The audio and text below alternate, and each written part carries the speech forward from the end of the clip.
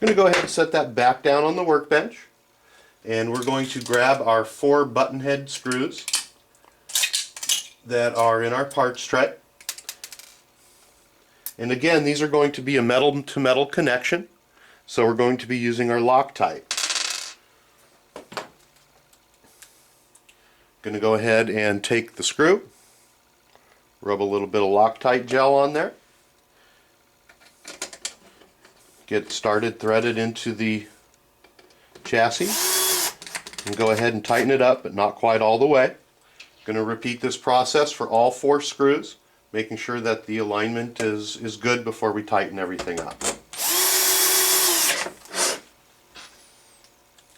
It's starting to look like a truck now. Been working on all these little parts, and now all the parts are going to start coming together, and your workspace is going to have to get larger. It's all of a sudden becoming a truck.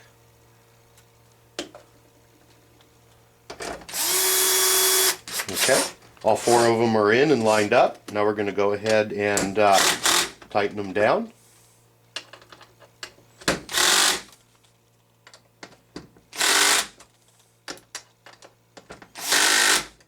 And then after using the drill, I'm going to go ahead and use the supplied HPI wrench just to make sure that that they are snug. You don't want to strip them out or over tighten them. Just want to make sure that they are actually snug. Alright, now we're going to go ahead and install the bottom skid plate onto the chassis. Bottom skid plate is going to go right here. Going to go ahead and shut off the camera, and we're going to go grab our part and be right back. Alright, we're going to go ahead and grab part number 85420-3, which is the skid plate, and it's located on this tree right here, which is in your loose tree bucket if you've been following our tutorial. We're going to go ahead and remove the skid plate from the tree, put the tree back over with all the rest of the other parts so they don't get lost, and go ahead and trim off the little remaining nubs that are on here.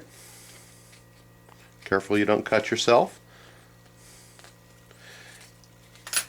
Now the skid plate has a little hook located on the bottom, and that little hook is going to go into this notch that's located on the front of the chassis. Very simply going to line up the hook with the slot, lay it down in, and use your thumb and push it forward until the 2 screw holes line up. From here, we're going to use the 2 remaining flathead screws that are located in your parts bucket that we've opened up, and those are going to be, actually let's back up a step, we're reading wrong in the directions. Let's go ahead and remove the skid plate and go ahead and insert our screws into the 2 back screw holes that are located in the chassis. They do have nuts behind them, which is okay, so there's no Loctite needed. We're going to go ahead, tighten these down.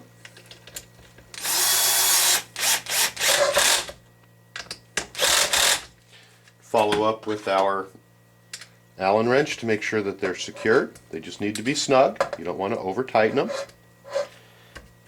And now at this point we're going to go ahead and slide the skid plate over the top, and we will be putting the screws into the front of this at a later time.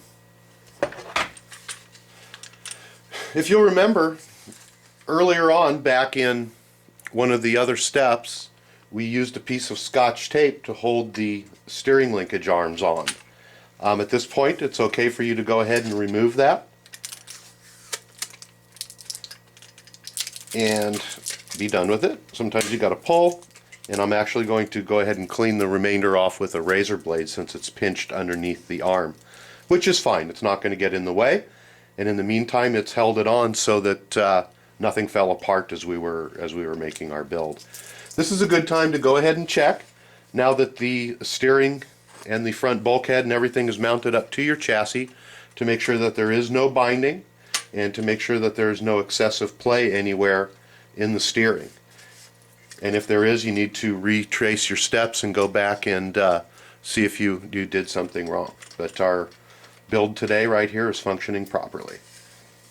So, we're starting to get a part that looks like a truck. Our next tutorial, we're going to go ahead and cover page number 22 in the manual. So be on the lookout for it, and we're going to really start to make some progress on getting your Baja up and running.